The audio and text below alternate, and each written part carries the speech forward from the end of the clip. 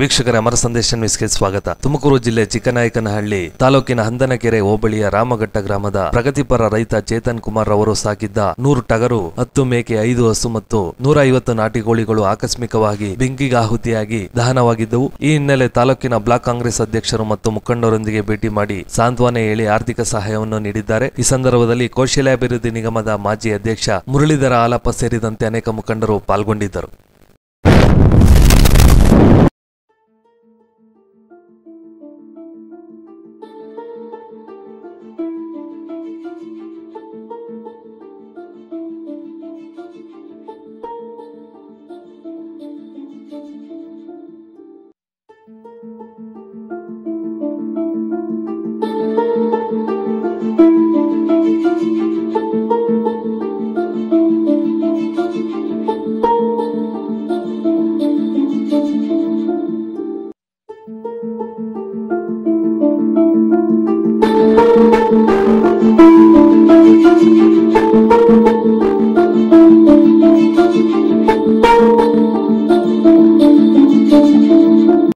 ವಾಸ ಇದ್ದರು.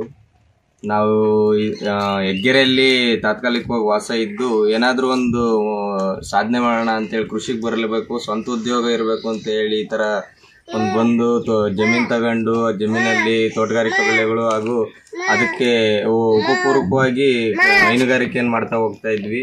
ಈ ಒಂದು ಸಮಯದಲ್ಲಿ ನಮ್ಗೆ ಈ ಥರ ಒಂದು ಭಾಳ ದೊಡ್ಡ ದುರಂತ ನಮ್ಮ ಜೀವನದಲ್ಲಿ ಹೇಳ್ಬೇಕು ಅಂದ್ರೆ ದೊಡ್ಡ ದುರಂತ. ಯಾವುದೇ ರೈತನಿಗೆ ಈ ರೀತಿ ಒಂದು ಕಷ್ಟ ಬರಬಾರ್ದು, ಆ ಥರದ್ದೊಂದು ದೊಡ್ಡ ದುರಂತ ಆಯಿತು. ನಾನು ಆತ್ಮಸ್ಥೈರ್ಯನೇ ಕಳ್ಕೊಂಡಿದ್ದೆ. ಹೇಳ್ಬೇಕು ಅಂತಂದರೆ ಬೇಡ ಈ ಥರದ್ದೆಲ್ಲ ಮಾಡೋದ್ರ ಬದಲು ಸುಮ್ಮನೆ ಎಲ್ಲಾದರೂ ದುಡ್ದಾಕಿ ಮನೆಯವ್ರನ್ನ ಸಾಕೋಣ ಅನ್ನೋ ಒಂದು ಸಂದರ್ಭದಲ್ಲಿ ನನಗೆಲ್ಲ ಭಾಳ ಬೆಂಬಲವಾಗಿ ನಿಂತು ಎಲ್ಲರೂ ಕೂಡ ತುಂಬಾ ನನಗೆ ಸಹಕಾರ ಮಾಡಿದ್ರು.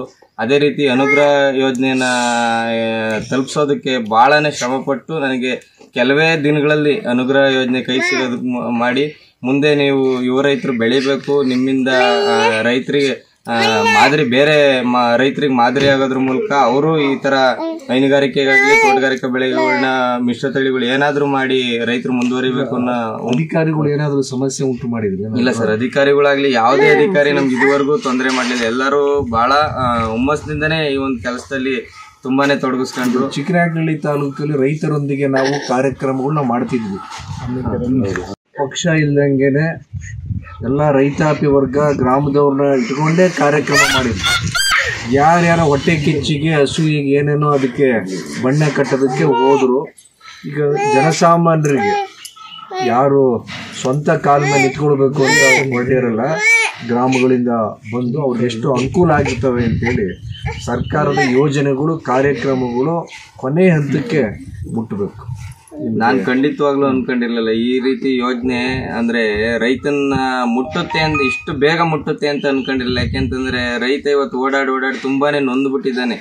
ನೊಂದಿ ಮುಂದೇನು ಮಾಡೋದ್ ಬೇಡ ಅನ್ನೋ ಒಂದು ಹಂತದಲ್ಲಿದ್ದಾನೆ. ಆ ತರ ಒಂದು ಸ್ಥಿತಿಲಿ ಈ ತರ ಒಂದು ಕಾರ್ಯಕ್ರಮಗಳು ರೈತರನ್ನ ಮುಟ್ಟಿದ್ರೆ ಯಾವುದೇ ಕಾರಣಕ್ಕೂ ರೈತನ ಆತ್ಮಹತ್ಯೆ ತಪ್ಪುತ್ತೆ. ರೈತರು ಯಾವುದೇ ಕಾರಣಕ್ಕೂ ಧೃತಿಗೆಡಬಾರದು. ಇವತ್ತು ಒಂದು ಹೋದ್ರೆ ನಾಳೆ ಇನ್ನೊಂದು ಇದ್ದೇ ಇರುತ್ತೆ. ಸರ್ಕಾರ ನಮ್ಮ ಜೊತೆ ಇದ್ದೇ ಇರುತ್ತೆ, ಯಾವುದೇ ಕಾರಣಕ್ಕೂ ಕೈ ಬಿಡಲ್ಲ ಅಂತ ಹೇಳಿ ಈ ಮೂಲಕ ನನಗೆ ಸಹಾಯ ಮಾಡಿದ ಪ್ರತಿಯೊಬ್ಬರನ್ನು ಈ ಒಂದು ಸಂದರ್ಭದಲ್ಲಿ ನೆನೆಸ್ತಾ ನನ್ನ ಪರವಾಗಿ ಹಾಗೂ ನಮ್ಮ ಕುಟುಂಬದ ಪರವಾಗಿ ಹಾಗೂ ಗ್ರಾಮಸ್ಥರಿಗೆ ಹೇಳ್ಬೇಕು ಅಂದ್ರೆ ನಮ್ಮ ಸುತ್ತಮುತ್ತಲು ಗ್ರಾಮಸ್ಥರು ಬಹಳನೇ ನನಗೆ ಸಪೋರ್ಟ್ ಮಾಡಿದ್ರು. ಅವ್ರಿಗೆ ನಾನು ತುಂಬ ಹೃದಯದ ಧನ್ಯವಾದಗಳನ್ನು ಹೇಳಲು ಇಚ್ಛಿಸ್ತೇನೆ.